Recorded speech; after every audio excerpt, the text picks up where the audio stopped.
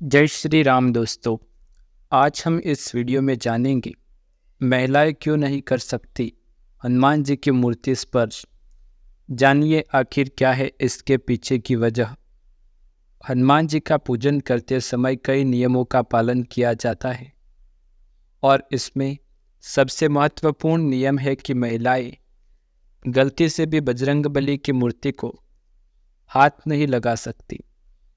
मंगलवार के दिन राम भक्त हनुमान जी का पूजन किया जाता है और कहते हैं जिस व्यक्ति पर बजरंगबली की कृपा होती है उसके जीवन में कष्ट, रोग और भय कभी नहीं आता। इसलिए मंगलवार के दिन हनुमान जी की कृपा पाने के लिए उनका पूजन किया जाता है और व्रत भी रखते हैं। हनुमान जी का पूजन महिला और पुरुष दोनों ही करते हैं, लेकिन इस दौरान बहुत ऐसे नियम होते हैं जिनकी अनदेखी नहीं करनी चाहिए। अधिकतर लोग जानते हैं कि हनुमान जी की पूजा करते समय महिलाएं उन्हें स्पर्श नहीं कर सकती और दूर से ही हाथ जोड़कर उनसे प्रार्थना करती है। लेकिन क्या आपने कभी सोचा है कि आखिर सिर्फ महिलाएं क्यों? ऐसा नियम क्या बनाया गया है? तो आइए जानते हैं इस सवाल का जवाब और इसके पीछे छिपी धार्मिक मान्यता के बारे में। वीडियो में आगे बढ़ने से पहले यदि आप हमारे चैनल हनुमान भक्ति पर नए हैं तो चैनल को सब्सक्राइब करके बेल आइकन जरूर दबाएं और वीडियो को लाइक कर दें। कमेंट में जय श्री राम अवश्य लिखें। इसके पीछे छिपी है धार्मिक कथा। धार्मिक मान्यताओं के अनुसार हनुमान जी ब्रह्मचारी थे और इसका उन्होंने आजीवन पालन किया। लेकिन धर्मशास्त्रों में हनुमान जी की शादी का कोई जगह वर्णन नहीं मिलता। धर्मशास्त्रों के अनुसार बेशक हनुमान जी ने शादी की थी, लेकिन उन्होंने वैवाहिक सुख के लिए शादी नहीं की थी, बल्कि 4 प्रमुख विद्याओं की प्राप्ति के लिए शादी की थी, क्योंकि ये विद्याएं केवल विवाहित व्यक्ति को ही प्राप्त हो सकती थी। धार्मिक कथाओं के अनुसार हनुमान जी के गुरु सूर्यदेव ने उन्होंने 9 प्रमुख विद्याओं में से 5 विद्या सिखाई थी, लेकिन जब अन्य 4 विद्याओं की बारी आई तो उन्होंने बताया कि ये विद्या केवल विवाहित व्यक्ति को ही प्राप्त हो सकती है और इसके लिए तुम्हें शादी करनी होगी। लेकिन हनुमान जी तो ब्रह्मचारी थे और ऐसे में वो शादी कैसे कर सकते थे? इस सवाल ने हनुमान जी को परेशान कर दिया था और आखिर में वह अपने गुरु की आज्ञा मानकर शादी के लिए तैयार हो गई। अब सबसे बड़ी समस्या थी कि शादी के लिए कन्या का चयन कैसे किया जाए। इसका हल भी सूर्यदेव ने निकाल लिया और अपनी तेजस्वी पुत्री स्वर्चला से हनुमान जी की शादी का प्रस्ताव रखा। हनुमान जी ने यह प्रस्ताव स्वीकार कर लिया और इसके बाद उनकी और स्वर्चला की शादी हो गई। स्वर्चला बहुत बड़ी तपस्वी थी और विवाह के तुरंत बाद वह तपस्या में मग्न हो गई। विवाहित होते पर भी हनुमान जी 4 विद्याएं सीखना आरंभ किया और सफलता हासिल की।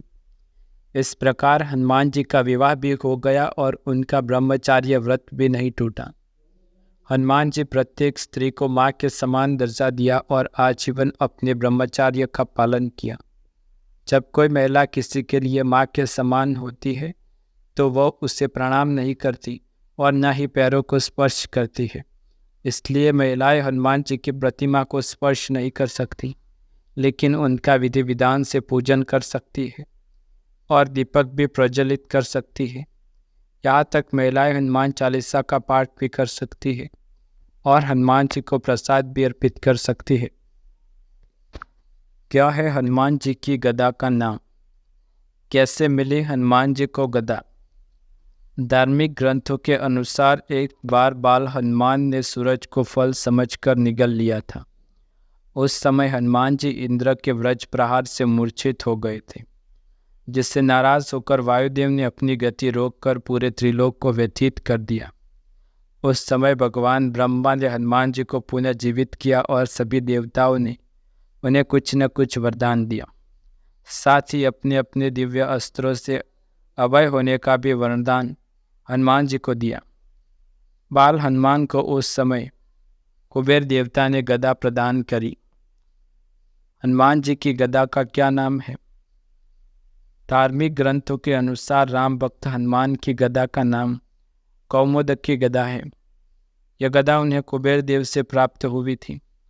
ऋषि अगस्त्य बताते हैं कि हनुमान जी के पंचमुखी अवतार के पास खड्ग, खड्गांग, पर्वत, अंकुश, त्रिशूल, पाश, मुष्टि, स्तंभ, गदा और वृक्ष शामिल है।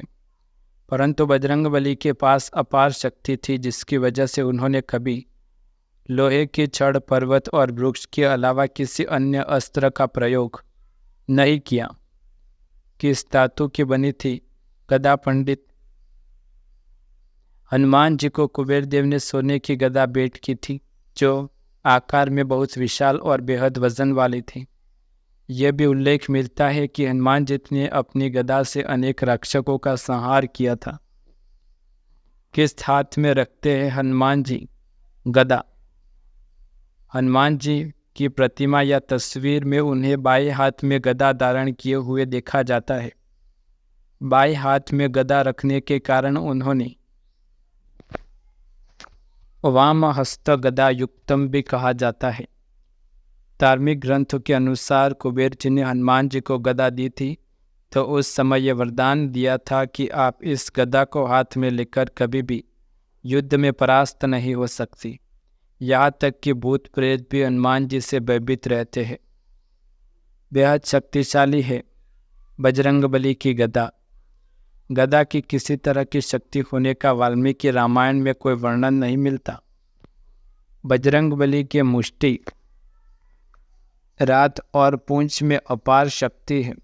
उनकी शक्ति अपरिमित और अविश्वसनीय है, इसलिए उनको कभी असाधारण गदा की आवश्यकता नहीं पड़ी। मंगलवार के दिन एक नींबू और 4 लौंग लेकर हनुमान जी के मंदिर जाना चाहिए। वहां जाकर हनुमान जी के सामने नींबू के ऊपर लौंग लगाए और फिर हनुमान चालीसा का पाठ करें। आप हनुमान चालीसा का पाठ 1, 3, 5, 7 या 11 बार या फिर 21 बार कर सकते हैं। ध्यान रखें, आपको ये उपाय हनुमान मंदिर में जाकर करना है। इस समस्या से आपके जीवन में जो भी बाधाएं आ रही है वो सब टल जाएगी। ये उपाय बहुत ही आसान है। दोस्तों, यदि आपको हमारी ये वीडियो पसंद आती है तो इस वीडियो को लाइक, शेयर, कमेंट करिए। और अभी तक आपने हमारे चैनल हनुमान भक्ति को सब्सक्राइब नहीं किया तो चैनल को सब्सक्राइब कर दें। कमेंट में जय श्री राम, जय हनुमान अवश्य लिखें। मिलते हैं अगले वीडियो में कुछ नई जानकारी के साथ। तब तक के लिए आप सभी को जय श्री राम।